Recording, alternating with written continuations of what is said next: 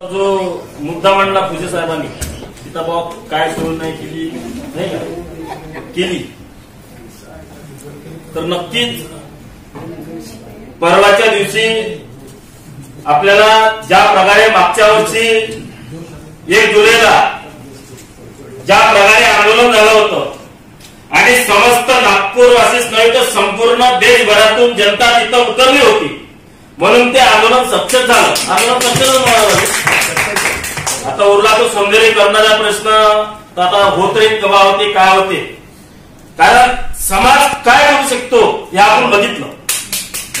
मुंबईच्या आल्यात मला समाज काय करू शकतो 8 दिवस शासनाला झोपू दिलं नाही.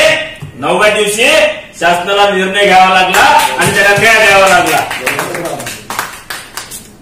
कोणते धनंजय पाटलाचं आपण आंदोलन बघितलंच ना. समाज काय करू शकतो कारण आपल्या सगळ्यांना माहिती आहे छत्रपती शिवाजी महाराजां मागे सैनिक कमी होते. आपण जो सेनेचा जो मुद्दा घेतला सैनिक कमी होते. मावळे होते साथीला कारण शिवाजी महाराजांमागे मावळे होते म्हणून छत्रपती शिवाजी महाराजांना स्वराज्य निर्माण केलं हे आपल्याला सगळ्यांना माहिती. कारण बाबासाहेब आंबेडकरांमागे समाज होता म्हणून बाबासाहेब आंबेडकरांनी एक सत्ता समाजाला एकत्रित केलं आणि 14 ऑक्टोबर 1956 नागपूरच्या नागभूमीवरती सगळ्या बौद्ध बांधवांना धम्म दीक्षा दिली. आपल्याला सगळ्यांना माहिती.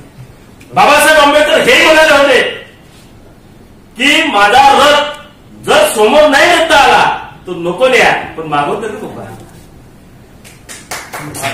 आपल्याला रथ जर समोर नसून द्यायचा तर मागे तरी नको आणा हे बाबासाहेब आंबेडकर म्हणाले होते. उरला आता आपला महामती बुद्धवादाचा प्रश्न. हा गेल्या किती महिने 3 महिन्यापासून सतत पेटत आहे. 6 महिने झाले. आता म्हणाले 5,000 बौद्धाने आपण 50,000 देऊ पण 50,000 नाही हा 9 कोटी बौद्ध बांधवांचा प्रश्न आहे. अस्मितेचा प्रश्न आहे. त्या सगळ्या देशवासियांनी त्या बिहारमध्ये जाऊन त्यांना आपण तिथल्या सरकारला आपण न्याय मागायला. समाज एकता किती आहे ते महत्वाचं नाही. बाबा बॉमंदाला तंडक म्हणतात अरे भीमा तुझ्या मताचे जर 5 लोक असतील भीमा तुझ्या मताचे जर 5 लोक असतील आणि तलवारी तयाचे न्यारे चुटोक असतील तलवारी तयाचे न्यारे चुटोक असतील तलवारी तयाची न्यारे चुटोक असतील. बस आपल्याला येणाऱ्या दीक्षाभूमीवरती जे पब्लिक आहे त्याची सोय कशी होईल ते आपल्याला बघायचं आहे. कारण जेणेकरून नागपूर हे महाराष्ट्राची उपराजधानी म्हणून आपल्या या नागपूर शहराची ओळख आहे आणि नागपूरमध्ये आलेला व्यक्ती हा खुश होऊन गेला पाहिजे.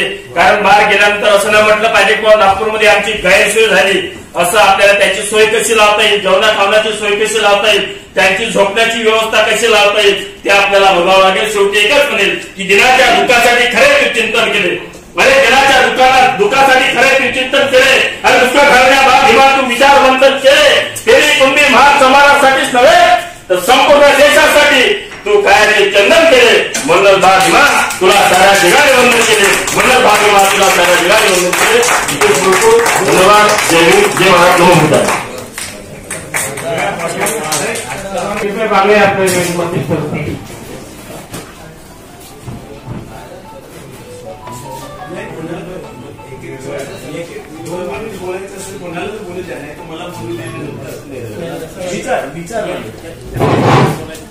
विचार मांडायचं सजेशन हलवून कोणी आता त्यांचा आवाज कसा पाटलाचा बरोबर.